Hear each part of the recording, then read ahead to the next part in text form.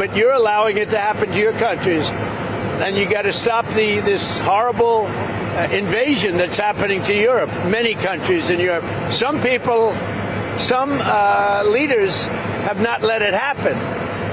And they're not getting the proper credit they should. I could name them to you right now, but I'm not going to embarrass the other ones. But stop. This immigration is killing Europe. And the other thing, stop the windmills, killing the beauty of your countries. Thank you very much, everyone. Want to really see something that said, take a look at what happened. Hey. Why this beat so cold? We will make America proud again. And you try to we will make America wealthy again. And yes, together, we will make America great again. We need a Donald Trump in the UK, someone who can see the bigger picture and not be so afraid of what all the politicians are going to think of them when they do stuff, and do it. That's what we need. Thank goodness we got Donald Trump. I don't know what would have happened if we didn't. I love him. So do I. Look at Great Britain News reaction to President Trump's health.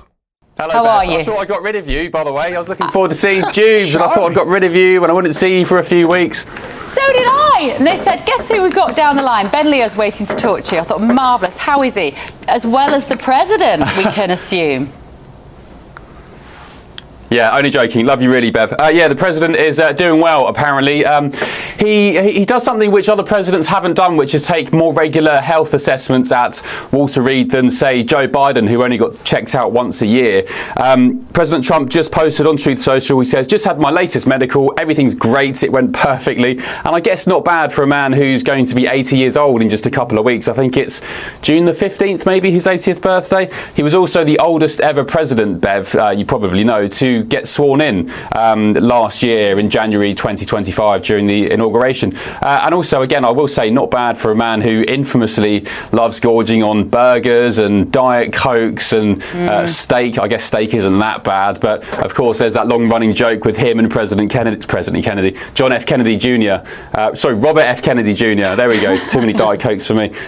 Who runs the Make America Healthy Again movement. So yeah, he's in good nick apparently. There has been some speculation, Bev, about his bruising on his hands. There's some swelling of the ankles as well, which the White House and sources suggest is just skin conditions, really sort of nothing to be too concerned about skin conditions. But as I keep saying, he is nearly 80 years old, so that's going to be expected, and he's not really, in the grand scheme of things, in that bad a shape, Bev. Something astonishing is happening in Europe.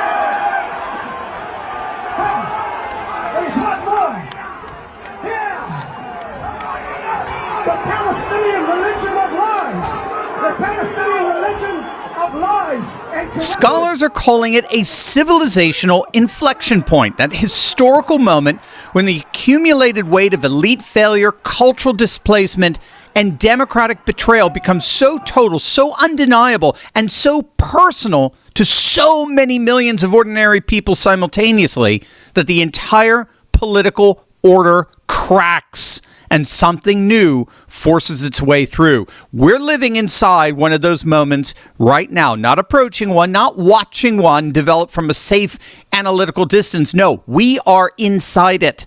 And the evidence is arriving so fast from so many different countries and so many different languages that even the most committed defenders of the old order are running out of ways to explain it away. Stick with me to the very end of this video because we're about to find out that this isn't a simple protest. This isn't a reactionary backlash. What we're witnessing on both sides of the Atlantic is a civilizational correction, and it's one that's just getting started.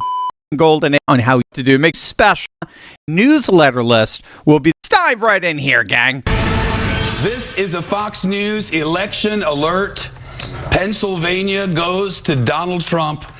Donald Trump is the president of the United States. Few pundits recognize how historic, how absolutely earth-shattering that moment in 2016 actually was.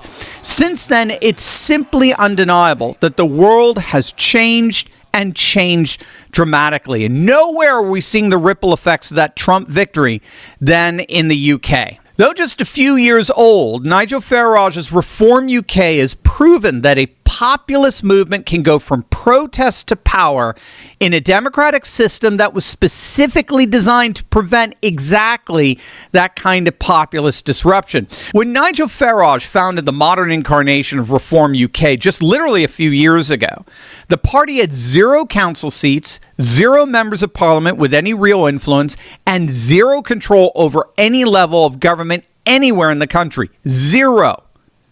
The establishment laughed. The commentators sneered. The BBC ran segments explaining why Farage could never win. And then, May 8th, Reform UK gained over 1,400 council seats in a single night. They took control of 14 local councils and they wiped Labour, the governing party of Prime Minister Keir Starmer, out of communities that Labour had dominated since before the Second World War. And what we saw on that night is virtually the same phenomenon we witnessed back in that night in November of 2016. The white working class overwhelmingly defected from the center left that they had been voting for decades and aligned themselves en masse with the new populist right. We first saw this realignment, in fact, with the original Brexit vote in June of that year, where regions that were solidly Labour, the UK's center-left party, these areas of the country that were solidly Labour were also the ones most likely to vote to leave the EU. All the while their Labour members of parliament did everything they possibly could to keep the UK in the EU. And so it really was only a matter of time before so much of Labour's loyal constituents would inevitably defect precisely because Labour had betrayed any justification for that loyalty. And in the same way here in the United States, we saw nearly 200 counties in states like Wisconsin, Iowa, Michigan, Pennsylvania, Ohio that had voted Democrat in every single election for the last 3 decades suddenly defect and vote overwhelmingly for Trump. Again, just a few weeks ago, Wales, which had never in its entire democratic history elected anything other than a Labour government, saw Labour lose power for the first time there ever. And a major national poll taken right after these results showed Reform UK on course to win 271 parliamentary seats in a general election were it held tomorrow, enough to make Nigel Farage Prime Minister. That is what proof of concept looks like. In fact, it's the very definition of proof of concept. And here's what most people still don't understand about the British story. The speed of it is what's truly staggering. Reform UK went from 5 members of parliament to being on the doorstep of forming a government in less than 2 years. No political movement in modern British history has ever moved that fast. Not Thatcher, not Blair, not anyone. And the reason it moved that fast is not Farage's charisma alone, formidable as that is. It's because the conditions were so extreme, the public anger so deep, the establishment failure so total, that when a credible alternative finally presented itself, the voters didn't walk toward it, they ran. They ran because they had been waiting for someone to run to, and that same desperation, that same depth of abandonment exists in every major country in Europe today. Right now, across the entire continent, the political movements that are rising to power are the ones that share Donald Trump's worldview. His diagnosis of what went wrong, his prescription for how to fix it, his absolute contempt for the globalist establishment that built the post-1945 order and then forgot to ask ordinary people whether they actually wanted to live inside it. Case in point, these are scenes coming out of the nation of Spain in the city of Madrid. Over the weekend, tens of thousands of Spaniards poured into the streets in what organizers called the March for Dignity, demanding the immediate resignation of Socialist Prime Minister Pedro Sanchez. Speakers from the Conservative People's Party and the populist right Vox Party fired up the crowds to demand the immediate resignation of Sanchez, who is one of the most aggressively globalist, anti-Trump, anti-American socialist leaders in all of Europe. The man who refused to allow the United States to use our own military bases on Spanish soil for refueling operations. The Spanish people are rising up en masse. Again, case in point, the Vox Party is just a few years old, and yet it has surged to either, depending on the poll, either the second or third most popular party in the entire nation. But that's nothing compared to what's happening in France and Italy. This is what has the globalists absolutely panicked. But first, right now, an estimated 31 collapse. Italy's partners were supposed to isolate her. The country was supposed to descend into chaos. None of it happened. In fact, quite the opposite. Meloni governed, maintained NATO commitments, managed the economy, defied every EU threat on immigration fiscal policy, and built a direct personal relationship with Donald Trump that made her the most important European ally in the entire Trump White House.